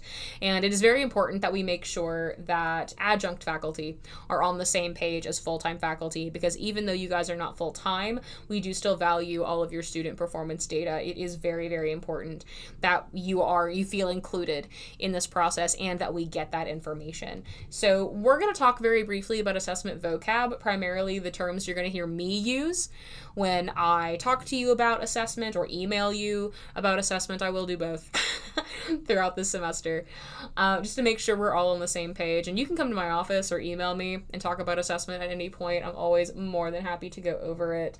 So we're going to go ahead and start with the word assessment. So to assess is to evaluate the extent to which students have achieved a learning outcome. I mentioned learning outcomes earlier when we talked about syllabi. Those are those outcomes you don't change. That's what gets assessed when we're talking about assessment. So for English, for example, we have 5 outcomes in English 101. We assess every single one of those outcomes every fall. So we are assessing whether or not students can select and interpret a variety of print and electronic sources. We are assessing whether or not students can write thesis statements. We are assessing whether or not they can construct correct MLA citations, etc. So whatever's listed in those outcomes, that's what our assessment is focused on. So assessment can refer to any variety of methods used to gauge the extent to which a student has achieved a learning outcome, acquired a skill, or exhibited a behavior. And you're going to see the word measure there on the right used as both a noun and as a verb. So as a noun, a measure refers to the assignment, task, or activity used to assess student learning. So that's a fancy word for assignment. As a verb, used generally, this means something similar to assess, as in, quote, how do we measure learning outcomes in communications courses? So in that case, we are actively assessing. We are looking at the information. We are analyzing that student performance data. Next is Bloom's taxonomy. In the assessment basics section of the assessment course shell in which you are enrolled, and we talked about this briefly, again, that's this one here. We have a whole section about what assessment is, including information about Bloom's taxonomy, different kinds of assessment, why we assess in the first place, and a copy of our assessment glossary in case you want to dig a little bit deeper into the vocabulary associated with assessment. So all of that is here, and since that's there, I'm not going to spend as much time on it. I just want to note that it's a series of categories in which types of learning and knowledge may be divided, and it helps educators to determine at which level their students should be learning. So, for example, to kind of illustrate how this works, let's say that you're looking at a 100 level course. And for the sake of the example, let's say hypothetically we're not at a community college, we are at a research university. We're looking at a 100 level course, and one of the outcomes is that the student has to explain how certain kinds of primary and secondary sources function within a specific context, whatever. So we're using the word explain. A student should be able to explain something in a 100 level course. However, let's say that we get to a 400 level course. They are a senior. We're getting towards a capstone. And the verbs in the outcomes are words like they should be able to identify these kinds of theoretic lenses. They should be able to identify, they should be able to explain or define a theoretical lens. Like, yeah, they should, but it's a 400 level course. Shouldn't they be analyzing? Shouldn't they be creating things based upon these theoretical lenses? So there's a level of learning that is expected, a level of rigor that is expected in a higher level course. Bloom's taxonomy gives you a solid category of different kinds of verbs to ascribe to those different outcomes. Makes it so that things are accessible, they're student friendly, and they are rigor appropriate. Next, we have the learning outcomes themselves, which are statements that express what students should be able to do as a result of completing a course or a degree. Mount West has course, general education program, and co-curricular outcomes. As an adjunct, you may be asked to submit information on course, general education, or program level outcomes. Co-curricular, it just kind of depends. If you are involved in something like our ASL program and we have events like our Deaf Santa event, you might help with co-curricular data. But if you are not involved in a co-curricular event, you probably aren't going to be asked to provide co-curricular data. That happens outside of the classroom. As an adjunct, you are likely not part of that process. You could be, but the likelihood of that compared to all of the others is much lower. Next, we have direct and indirect assessments. A direct assessment measures how students are able to demonstrate what they know and can do with their knowledge. So, for instance, a good example of a direct assessment is an exam or an essay. They have to use their knowledge to create something or answer questions correctly.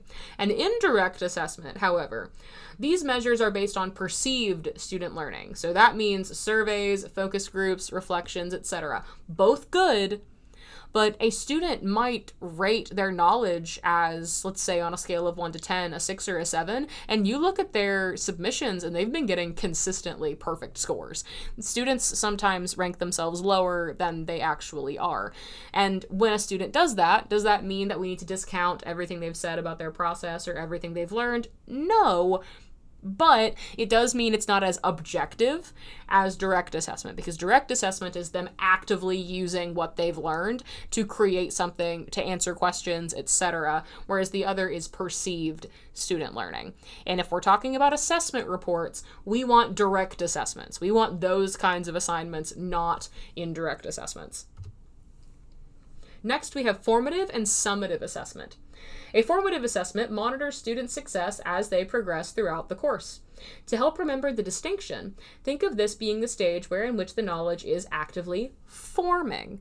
So a formative assessment might be a rough draft, or it might be an exam that is not cumulative. Maybe it's just focusing on like the last 3 weeks and that's it.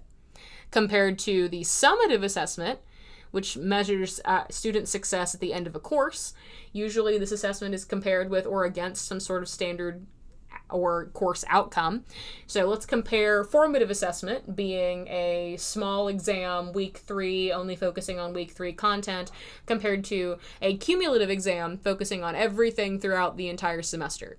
For an assessment report, we want the summative assessment, not the formative assessment, because it's great if they knew that information in week 3, but do they know it in week 15? And are they able to connect that to everything else they've learned throughout the rest of the semester? That's what we need when we are talking about assessment reports. Now, I did show you where you can access the assessment glossary in the assessment course shell in Blackboard Ultra. You can also use this QR code to go ahead and access the file that way. Now let's go ahead and explore more of the assessment course shell. So you've seen this page in the basics. We also have a page about assessment at Mount West. So what our process has looked like since fall of 2024 for all different types of assessment, all the way from course and program down to gen ed and co-curricular. We have information about the CETL, so the Center for Excellence in Teaching and Learning provides lots of assessment tools, and we have an assessment resources playlist on our YouTube channel, which is linked here. And we have information about the administrative procedure that went through in spring of 24. So all of this is available in basics, but we also have several different modules pertaining to course and program assessment, and there's a brief stint about adjunct assessment, but it's mostly here's your role and here are best practices and resources. So I'm not going to focus on those right now because they're not as big as the other modules. So each course and program assessment module starts with a refresher, which is here's what it is and why we do it and some standard best practices, followed by a sample version of the form that includes all of the questions that faculty are going to be expected to answer, including the template version as well that they can download and then write their report in, followed by successful examples. And there are 2. In this one we have microbiology and medical office techniques, and then the submission portal with that rubric attached to it. And the program assessment is the exact same. We have a refresher, a sample report, examples, and then the submission portal. So you gained access to this when you got hired. And after you got hired, your name was sent to me. I added you to this course shell. You can access this course shell by going to the Search Your Courses option in Blackboard Ultra and typing in assessment, forms, and resources, because that is the official name. And then if you want to keep it around, remember, you can just hit your little purple star and it will go straight to your favorites. So that is how you access the course shell.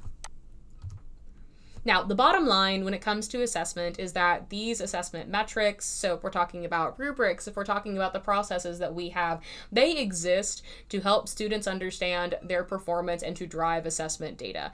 That's why we do any of this, right? That's why you incorporate a rubric. It is why you give students feedback in the first place. We want to make sure that we are driving student success and that on the back end, our accrediting body is able to see how student learning is improving. It's one thing to say it's happening, and I'm sure it is, but we have to see it. We have to show it. We need to be able to demonstrate that with our data. Okay, so again, if you have questions about anything related to assessment, please by all means let me know. I am always more than happy to help out, especially when it comes to assessment. And one way to really get into a lot of this, especially with regard to assessment, is to get more out of your Center for Excellence in Teaching and Learning. And we are your guide to professional development. Everything listed here is for both full and part-time faculty. So we offer monthly sessions. There's usually 1 or 2 each month, focusing on elements of course design, pedagogy, maybe mental health, and more. And sometimes it's mental health, not just for students, but also for faculty. We have our CEDL website that hosts a variety of resources to assist you with assessment, teaching with AI, locating conferences, and designing online courses. We have our office and library, both of which are on the 3rd floor. Again, there is some construction happening. We've got some moving around right now, but I'm in room 317 if you need assistance. Starting in fall of 26, we are going to be hosting our monthly journal club, during which participants will gather to discuss a specific article about pedagogy. We have our YouTube channel, so almost all CEDL offerings are recorded and then uploaded to our YouTube channel in case people are too busy teaching. When we offer a session, they can still go watch the recording. And then we have AQ. So our first AQ cohort launches this fall, so fall 26, and the second cohort sign up will be available in April of 2027. And it is our hope to open up the second cohort to adjuncts if they are interested. You can also visit the CEDL's website by clicking here. So you'll have a copy of these slides in Blackboard, but I do also have the webpage pulled up here. So if you want to read about our strategic plan or watch the video of me talking about it, you can do that. You can read about our mission and vision and goals. We have our history and rationale, a comprehensive list of all of our newsletters in the time that we have been putting out our newsletters. A calendar of events. It is June right now. People are on vacation. And also the site is currently undergoing some changes, so there are some things in here right now that haven't been updated yet. We have our upcoming conferences. So anytime we have conferences coming up, we always have the name, the dates of when it's happening, a blurb if available, and then a link to the site. We have our resource library, which includes a link to our online library, our physical library, and then also our YouTube channel. We have AI resources, so a ton of different links to different articles or seminars on teaching with AI. Our AI use statement link is here, information about assessment, and more. So all of that is here on our website, and that is available to you at any time. Now, speaking of trainings, something that all faculty, part and full-time, are required to do is Safe Colleges. You will get an email about Safe Colleges training probably in and around like October or November. And Safe Colleges is a product designed by Vector Solutions and is a collection of video trainings that must be completed each academic year. They vary in length from 20 minutes to almost an hour and conclude with a quiz covering the training content, and you must receive at least an 80% in order to pass each training. Your trainings become available to you during the fall semester and are due by the conclusion of your contract. Recommendations: do them while it's cold and dreary outside. We were headed into graduation and folks were like, oh yeah, I need to do my vector trainings. And I was like, oh, I did mine before the holidays. I do not do vector trainings when it's sunny outside. So please keep in mind, depending on when your contract ends, right, you are required to do these vector trainings. They're not difficult. You just need to sit down, watch them, take the quizzes, etc. And again, you will get access to those once you start. So if you are a fall semester, that's when you start, you get them in the fall. If you start in the spring, you'll get them in the spring. And again, we would stop for questions if you had any. But for right now, we're progressing, we're moving forward. And the last thing that I want to note is information about contracts, payroll, and more. Now, this is where you would get your paperwork finalized and signed. My hope is that maybe you're watching this after you've already done this with your chair, dean, or HR representative, because again, I can't help you with this part. This is outside of my department. So if you have not done this yet, please make sure that you've reached out to your direct report, so your chair, your dean, etc., to make sure that all of your paperwork is where it needs to be. Now, before we move on, before we end this training here, I do want to note, again, available in Blackboard, the Adjunct Hub. So this is where all of our resources for adjuncts are currently housed. This is based upon feedback that we received from adjuncts on a survey at the very end of the spring 26 semester, which now includes Mount West resources, including this recording, of course. How else would you have gotten here? But also information about course preparation, including a section on classroom technology. This video includes a breakdown for how to use the template, or the tablet rather, in our classrooms, the buttons, what they mean, how everything works, and also some troubleshooting for what you are encountering whenever you are within the classroom. Or we had some adjuncts say they wanted to know more about student services. We now have a whole section dedicated to student services, including information about our food pantry, bus passes, professional clothing resources, supplies for success, accommodations, and more. We have an FAQ page. We have an entire section dedicated to instructional design, one to assessment, and we're currently working on adjunct training pathways. So you've got access to all of this and the Fall 26 professional development opportunities all here in the Adjunct Hub. I'm available here, and so is Kristen McColgan, our adjunct lead through the New Faculty, or not the New Faculty Academy, but the Center for Excellence in Teaching and Learning, should you need any assistance. So all of this is making sure that you've got as much as you could possibly need as you continue your professional journey here at Mount West. So Mount West is incredibly happy to have you. Our students are lucky, we are lucky, and to make sure that we are giving you the best possible information, I would love it if you use this QR code to do a quick evaluation of this online orientation. We always strive to make things better. So if there's anything else I can do for you, any additional information that you need to be successful outside of orientation and the hub and everything else, please let me know. I'm always more than happy to help. Thank you so much for watching this video. I know it's almost 2 hours long. My head hurts too from all this talking. But thank you so much. Again, we're so happy to have you, and I am here to help if you need anything at all. Have a great day.